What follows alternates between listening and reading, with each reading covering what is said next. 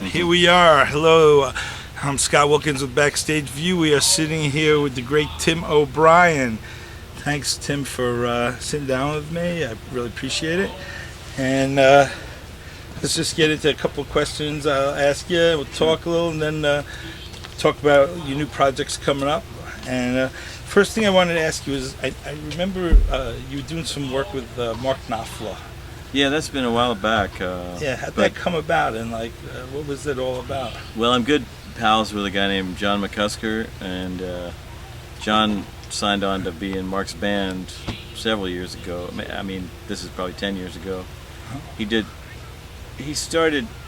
Mark started hiring some people playing accordion and fiddle and bagpipes and that kind of thing. He loves all the different textures of sound, and so John ended up doing that gig on the road. Then his wife, they got ready to have their first child, so he took maternity leave. Oh. So they're getting ready to do a 5-week run in the United States, and then they were going to do the European run in the summer following that. So I took the 5 weeks in the States with Mark, and it was a great thing. I got to, rehearse and learn from the man. It was a great experience, and then later on, maybe a year and a half later, I got to make a record with him. So I spent a week or so working in London at his studio, and I mean, the guy's really got a lot of stuff together. Yeah. And I didn't know much about his songwriting. I knew the hits. Certainly, I remember when the Sultans of Swing came out. I was like, wow, what is this? This is a really cool story song about a weird little band and great guitar solo and kind of Dylan-style vocal, and like, what is this guy? And then he kept coming. And when you get up close to all those songs and you start playing them every night, you really figure out what a great songwriter he is. And plus, I really learned a lot about what not to play and how to be in a larger ensemble, Right. Really to be in control. I mean, he really has ears like an elephant. He really can hear everything that's going on, and every day before the show he says, let's go over this one now. It doesn't go like that, quite like that right in this point in the song or whatever, or let's fix the sound here, because he's got a great sound crew. Or he says, the lights, no, they don't flash on the guy doing that there, they flash on this guy. And he just really, so he knows really everything a lot that's together. going on. He's really sharp. Well, and a real gentleman too. You talk about on the songwriting. You're writing songs all the time, and tell me, when you started out writing songs, I assume the process obviously evolved. What would you tell someone like an up and coming person about songwriting process? In as much as I imagine, at the beginning at least, you probably wrote a few songs that never made it. You'd have to write it. Is that the case, or? Yeah. Well, I don't know. I don't know what it's like for everyone else. I know for me, I write 3 or 4, and then maybe one of them will be a keeper. Right. It's kind of like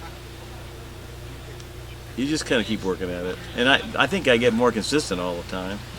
But I also write the same song over and over too, so kind of have to try to find a new way into it, and it just depends, how to get into it. I think you need to study the other songwriters, the ones you like, and I know that when I got with Hot Rise, for instance, when I became the lead singer, that's the first group that where I was singing all the songs, and that I was a part of, and so I would pick, we would pick songs that we all liked, and after singing them 30 or 40 times, internalizing them, then you start to realize why they're good songs.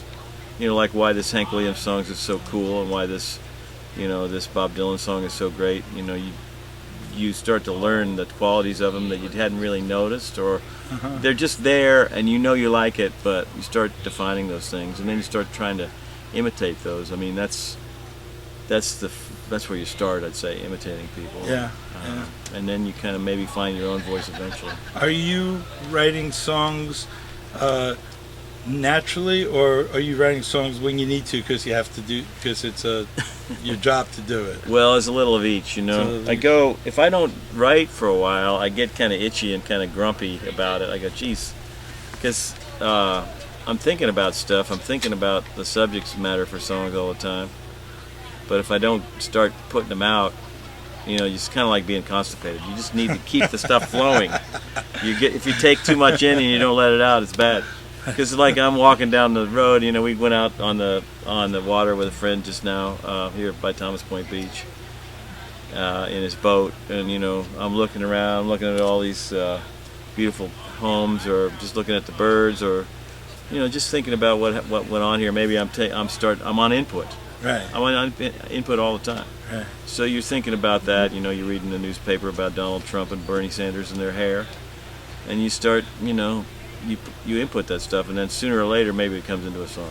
So we're gonna have some political interesting hair songs, maybe. Well, that was the thing we decided at lunch, that the difference between Bernie Sanders and Donald Trump's hair is Donald Trump's represents abuse, hair abuse, and then Bernie Sanders represents neglect.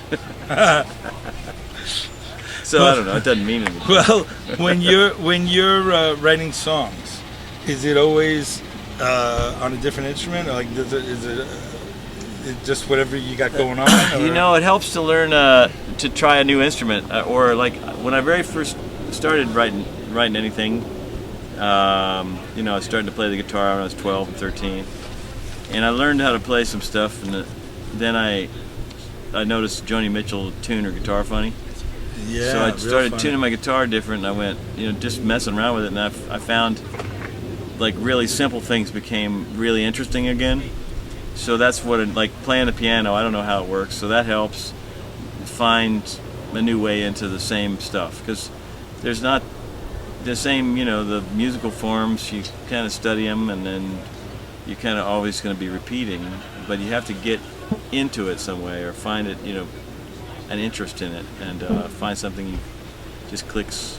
So it does help to take another instrument, but you know, like the banjo was that way for a while, and it still is. I had a bass around the house for a while, an upright bass, and I would write songs on the bass because it was a whole different way of looking at the music. I love when we saw you over at Washington, D.C. in the Virginia area, when you were doing a seminar there, a workshop, I mean, and someone asked you about the bouzouki. I think these airplanes, we shouldn't worry because I think they're one of ours. Yeah, they are. We were watching them before. Pretty intense. But you made a comment. Someone said, "What's it called?" You said a bouzouki, and yeah. Except when you're on the airplane, you can't call it that. Yeah, when you're going through the security, and they say, "Hey, what kind of guitar?" You don't want to say it's a bouzouki. Right. You say it's an octave mandolin. And all right. I wanted to. There was one thing I wanted to ask. I was curious. I wanted to ask you about. I saw on YouTube you and Sam Bush were in an airport, and yeah, we were playing in the airport. You know what it was? The luggage area. Well, you know what it was, Scott. We were both headed home. I can't remember, maybe from Rocky Grass or something. And Blue Angels. Wow. That's pretty perfect. Wow.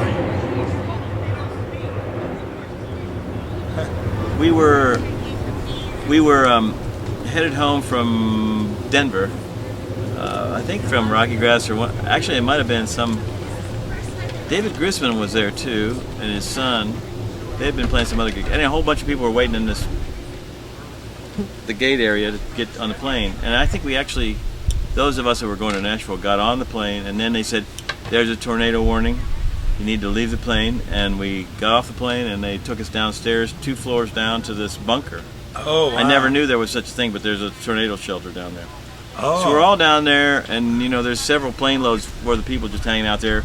There's a bunch of Boy Scouts. I don't know if you saw that. There was like a Philmont Scout ranches out there in New Mexico, and a bunch of people were coming back from that, getting on the plane. So we were down there, and Sam said, "We probably ought to play."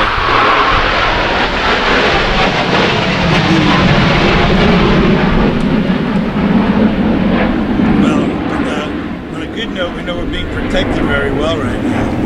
Yeah, I wonder if if they can hear that over the Blue Angels. No, that's okay. Is that what it is, the Blue Angels? It's like a military. I think so, yeah.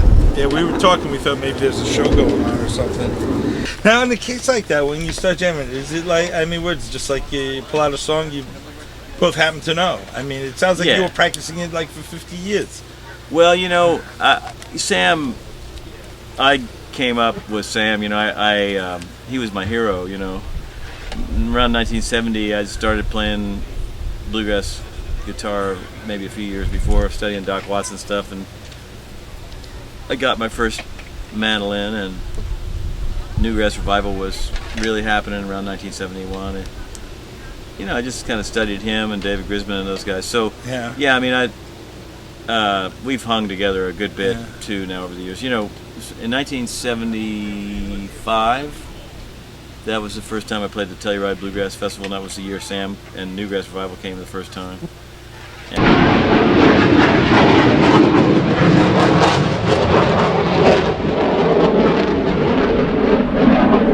I get the feeling they didn't get my memo that I was requesting. Yeah, you know, they're protecting bluegrass from assault. Well, let's get briefly on the instruments. What are the favorite ones that you like playing? Like the type, like what kind of mandolin is it? I know you're always using the A style. I play a nugget mandolin, and I always have. I've had a few other things, a Gibson, and got one made by a guy in England named Phil Davison. But mostly I played the nugget. The thing is, I met Nugget when I didn't even own a mandolin at that time. And back in 1975 or so, he was just starting to make it. And we picked a good time to do How many times have you had to answer the same question like 3 or 4 times? I think this will be an interview you have to remember even if you don't want to, you know? So that's the mandolin, Yeah, Nugget's a guy, his name is Chemnitzer, Michael Chemnitzer, and he goes by the name Nugget. It's a lot easier to remember. And pronounce, but he had made 3 or 4 mandolins before I met him, and he started working in Boulder when I moved there, and so we got to be friends. We had mutual friends from Ohio. He was from there. I'm from West Virginia, and I had friends in that area that I played some music with, and so they told me to look out for Nugget, and they told Nugget to look out for me, and we got together, hung out, and you know, whenever have a little get together, picking party or something, he'd come by, and so he made this A model mandolin for me that it was the instrument I used on almost every Hot Rides record, and it became kind of famous for him because I was traveling around a lot. It came out really good and really loud and really beautiful sounding one. So it's another thing. I mean, we kind of came up together. He's now known as one of the better makers around the world for mandolins. So I was lucky I met him. I mean, I helped him move and gave him like $250 and a ham for Christmas or something for that mandolin. It paid off great for me. He doesn't still call you to help him move. No, he doesn't. No. Well, I wanted to also ask you, you're saying about like picking parties and when you were just starting out. Around at the festivals, there's always, you know, people picking and everything. That's the great uniqueness that is bluegrass. Were you in that world? Like, was there a time when you were just chasing the festivals? Oh yeah, I would borrow my parents' car after I could drive and go down to Camp Springs, North Carolina for the festivals.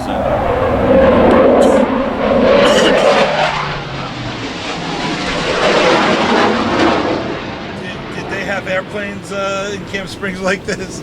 No, never had that. You'd have to pay extra for that. But yeah, I mean, I'd go to the festivals and the fiddlers conventions and stuff and try to learn. Yeah. You know, I just play. And I remember when I moved to Colorado, I went to Winfield. That would have been about 1974. Went to Winfield the first time. You know, I got in the contest and didn't win anything, but I played music all weekend. You know, I was there in the grandstand to hear people like Newgrass Revival and Dan Crary and stuff, but mostly I was out there kind of playing just to learn as I played. You know. So you would run around the festival like so many people do, just going in and jamming with anyone who'd want to jam with you? You know, and in those years, 72, 3 and 4 and 5, really, I was starting to, I was playing whatever gigs I could play, trying to support myself playing music and maybe teaching lessons and that kind of thing. When you were in school, were you going to school for music?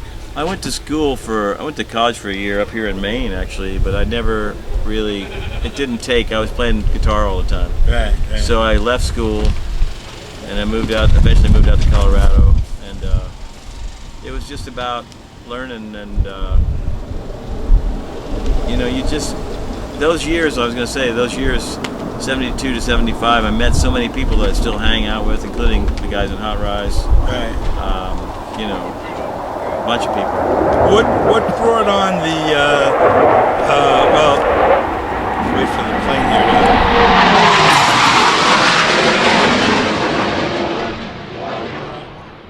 quick, what key was that in? What brought on the aside from being Irish, like what brought on the Irish tunes so well? You go to Ireland all the time. Well, Irish music, there was a little short period of time where I lived in Minneapolis, and right before I got married, and I had some friends up there that played that kind of music. I met them at Winfield, Okay. And there was one guy there, Bill Hinckley. He's no longer with us. He died a couple of years ago. Bill he could play. He sort of had a photographic memory. He knew all the fiddle tunes from the United States, Ireland. He knew all the jazz tunes, all the old time songs and all that kind of stuff. So it wasn't really because you're Irish, it was more because you were hanging out with people. Well, it sort of worked together with being Irish. It's sort of like you play that music, you play like Soldier's Joy or St. Anne's Reel or something, or Leather Breeches, that's another one. And then you realize pretty soon that those are Irish tunes. Mm-hmm. When I was at school here in Maine, at college, at Colby College, I took a coordinated study about Irish history, politics, and literature, and it kind of whet my appetite for that whole thing. And the music, I was playing bluegrass and old-time fiddle tunes and stuff, and I realized, geez, this stuff, a lot of it comes from there. Mm-hmm. So yeah, it took a while to start thinking about myself being Irish, I got a little older and I realized my great-grandfather coming from there in 1851, that wasn't that long ago. When I was 20 years old, that seemed like way too long ago to even think it'd be a connection. Now it seems like a blink ago. Right. Because I'm 60 now. Yeah. It's like, that's not that long ago. But when you go to Ireland, I was there a few times. It's not a place, like they got musicians everywhere, but you can't, it's not easy to just play with them. They're not jamming. You need to know the tunes. That's the thing. It's not like jamming. It's not like just kind of play whatever you want over these chords. Yeah. It's more like, it's really melody driven.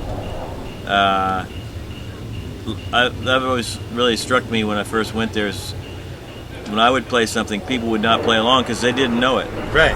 And they wouldn't just try, whereas a bluegrasser would just try. Just go in and play whatever, whether it works or not. I love the songs though that you wrote, the one Dirk and the Wall. And oh yeah, true stories about crazy times in Ireland. Yeah, that's I wanted to ask you as well.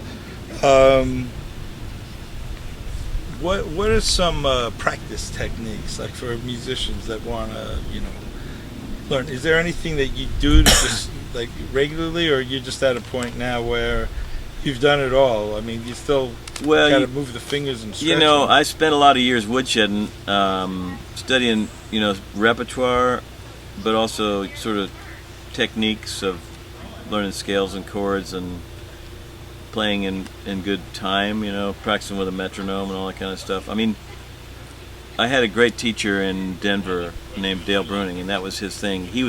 I went to study jazz with him, and he's a great jazzer. He taught people like Bill Frisell and a lot of people that have come out of the scene in Denver. But his thing was a cycle of scales and chords one week, and then you do rhythm studies the next week, and then the next week you work on repertoire.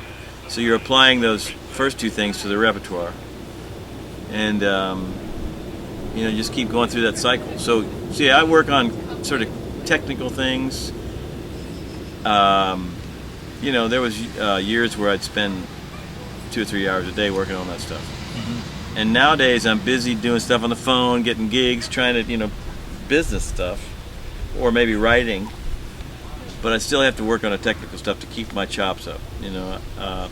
Some people don't need to do that, but even I've heard Chris Seeley backstage going through real simple scales, slow, and making it clean, and then building it up from there. Steve Earle, like at Hardly Strictly Bluegrass, I played with him several times, and it would be Fleet Week out there, the same weekend. Like they'd have and the Blue Angels would fly, and they'd fly over Golden Gate Park, and every time they flew over, he would put the middle finger up at him, and he'd say on the microphone, "Sorry, I just have to do that."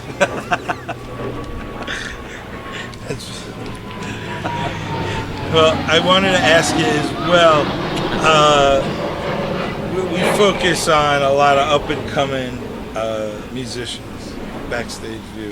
So is there like anything you'd have to say to someone who's some of these younger kids that are coming out of Berkeley and ripping everything up, or wherever they're coming from? Well, it's so exciting to hear the new take on everything. The kids, each generation stands on the shoulders of the ones before. I mean, the techniques have been developed, and then they take them further, and it's amazing what's going on. And I would say, you want to follow your heart. You want to take a good long look at everything, make a big overview like a liberal arts education would be, so that you can sort of pick and choose what you're into, and find what your strengths, and maybe avoid your weaknesses, kind of things. And but to be ready for some tough times, because it doesn't come easy. I think that anybody that really wants to make music will. I mean, people say, well, how do I become professional? How do I work it out? And I said, well, you got to put your nose to the grindstone, and if you really want to, you will do it. Right. And that's really the case. I mean, people are driven by it. I mean, that's what it was with me. I was in college for a year, and I spent all day playing the guitar, and I was starting to learn the mandolin and the fiddle then too. And I went, gee, I know what I want to study here. You first started the mandolin and fiddle when you were in college. Yeah, well, I played guitar when I was starting from 12 years of age, and then my aunt gave me a fiddle when I was 16, and I tried to make a sense of it, but I couldn't. And then when I was in college, a friend had a mandolin, and one weekend he went away. He gave me the key to his room because I wanted to listen to some of his records. My friend Jeff McKean, he's now known as Smokey McKean. He's up here in Maine. He's an oyster farmer, but he was in the same class as me at Colby College, and he left home for a long weekend, but I stayed because I live in West Virginia. He was living in Massachusetts. Anyway, he said, "Hey man, take the key to my room if you want to, listen to my records," and I did. And he also had a Sing Out magazine and a mandolin in there. And I remember the two tunes that were tabbed in that Sing Out magazine for mandolin were Fisher's Hornpipe and Ricketts Hornpipe. And I knew both of those on the guitar already. And so I figured them out on the mandolin from that tab, and I went, oh, that's how the fingering works. So then the following spring or something, I got home and got my fiddle out, and I started working on it. And about 2 years later, I could start to play with other people. Wow.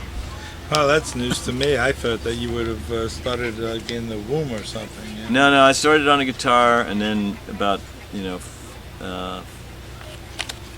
7 years later, I started making sense of it.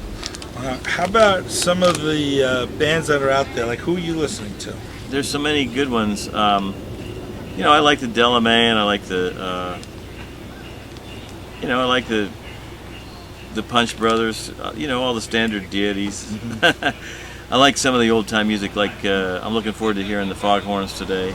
Over in Denmark last weekend, there was a great group from Toronto called Shisham, Lotus, and Sun. And they were a great old-time trio, and they had a great take on the music. They were just really, it was really strong, punchy stuff. Another guy, I mean, a lot of times the people I like, I end up working with, like Cahalan Morrison and Eli West. I ended up producing a record for them a year or so ago. I really love Cahalan's songs and the way the interplay of their duet. It's kind of on the line between bluegrass and old time, you know. But the songs are killer new songs. Another one's Old Man Ludica. He's from Nova Scotia, and I'm just about to do a tour with him. Once Hot Rise wraps up in October, like the next week, we start traveling together. So he's a great songwriter, but he comes from an old-timey direction.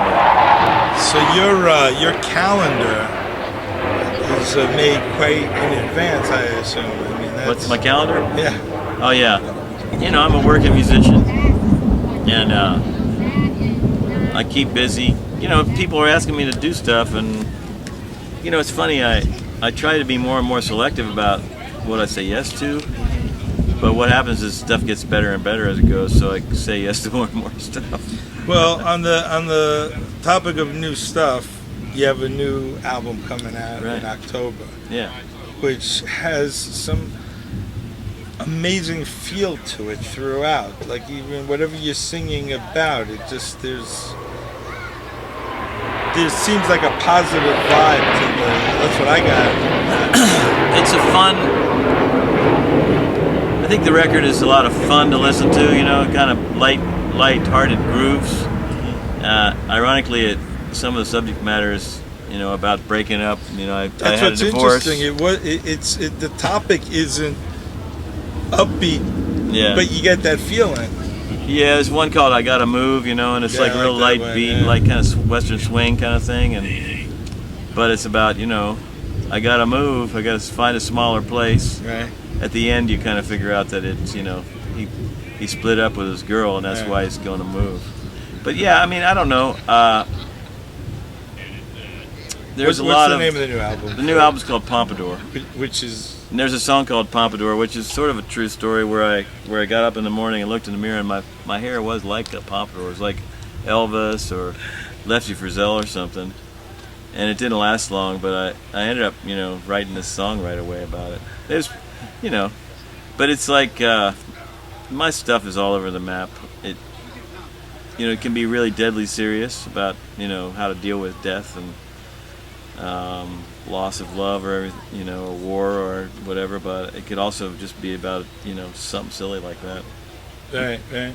So when's that coming out? In October? That comes out October 30, and it's like I said, Old Man Ludica and I are gonna Chris Ludica is his real name. We're gonna tour together.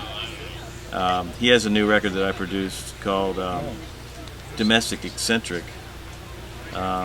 Worked on that in March, and it just came out in July. So this will be his U.S. tour for that, and so we're going to play a lot together, and as a duo and also solo.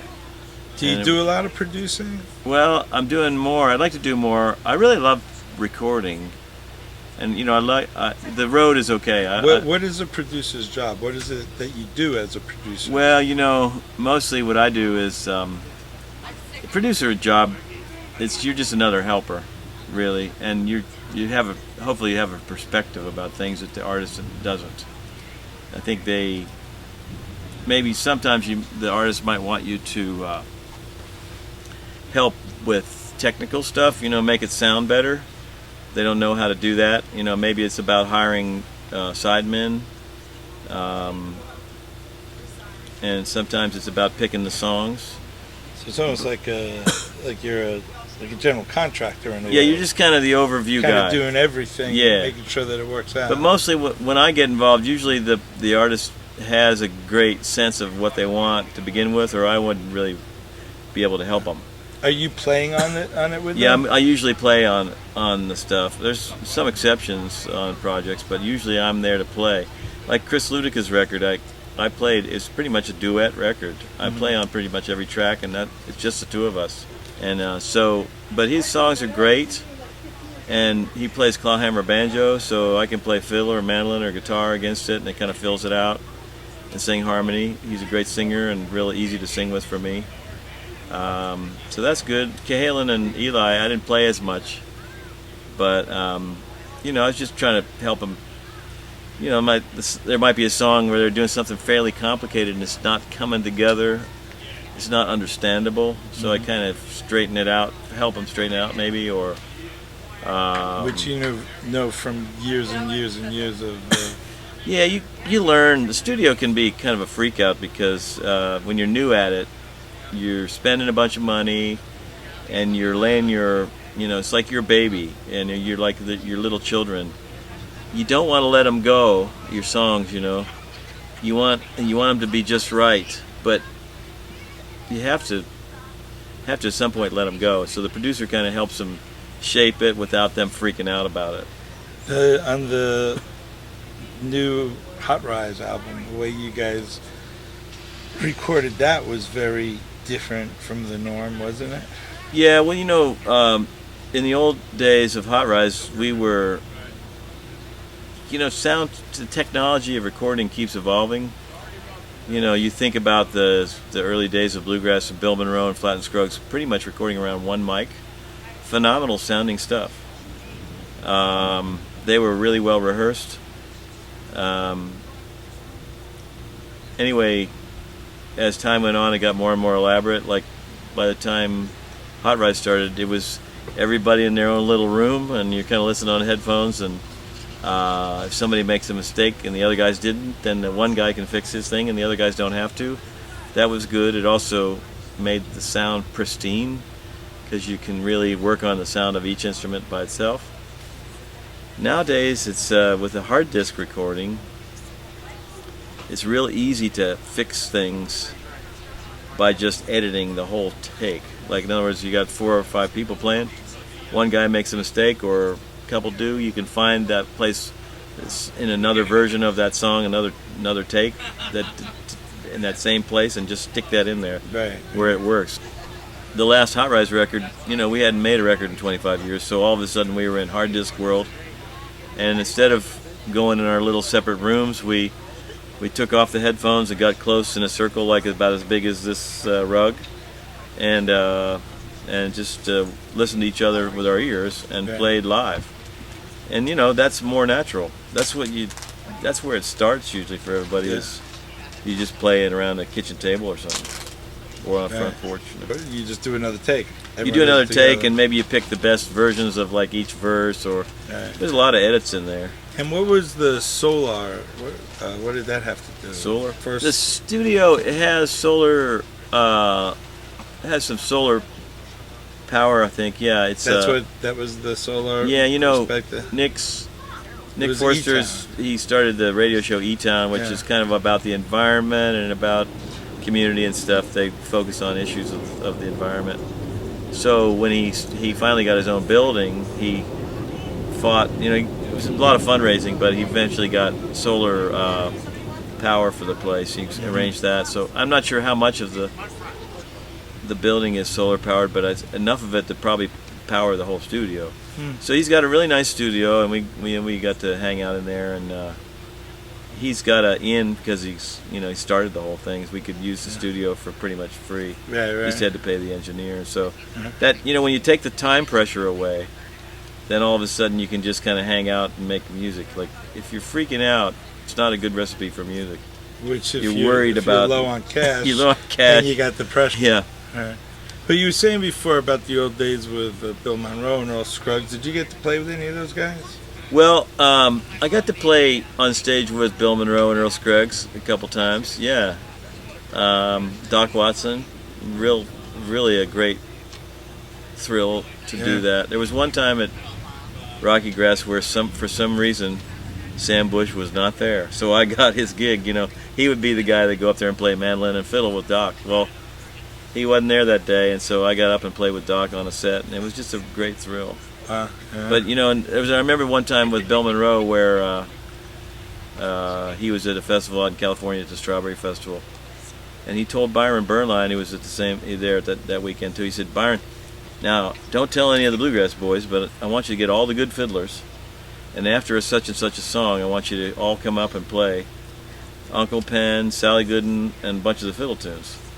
So I remember Sam Bush and I, Byron, Paul Shalaski, there were probably a couple more, got up and played, and it was like we played 4 or 5 fiddle tunes with Bill, and Sam turned to me in the middle and said, "Man, listen to that mandolin chop." And it was like, you know, Sam and I are both guys who play mandolin and play fiddle, and when we play the fiddle, we really wish there was a mandolin chop in there. But and if you want a mandolin player to chop, you want Bill Monroe if you can get him. Right. And there he was, you know. So that was pretty awesome. Wow, that's great.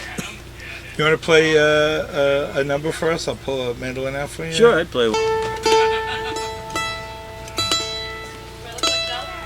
Cool.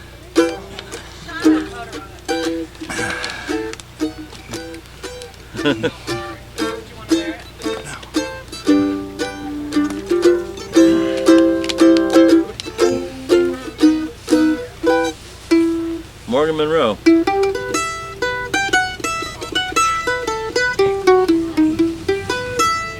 Let's see, what should I play there, Scott? Oh, whatever you want to play. Play something, I don't know, from the new album if you want, or Yeah, I'll try. something old, something new, like a wedding. Play that Blue Angel song.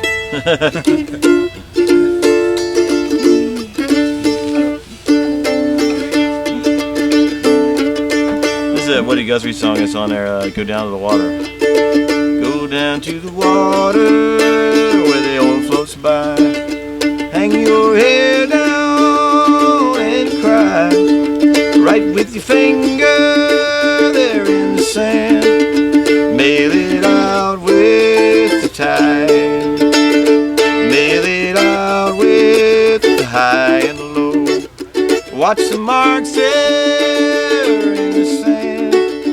Listen to the fog on the homeless raves. Smell the salt sea in your hand.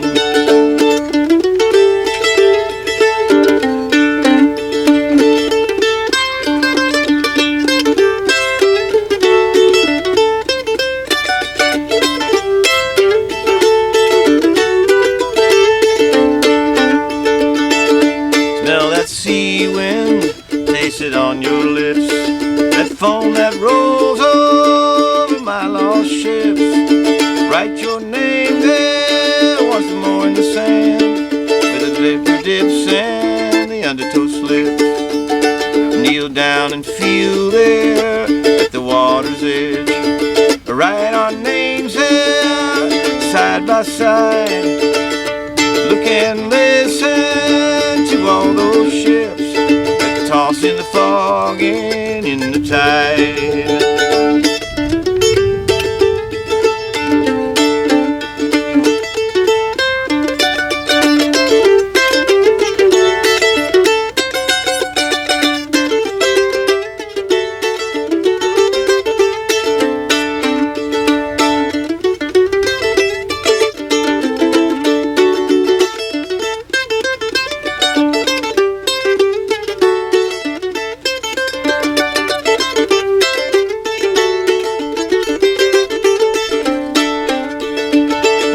Down your hair when you deal down there.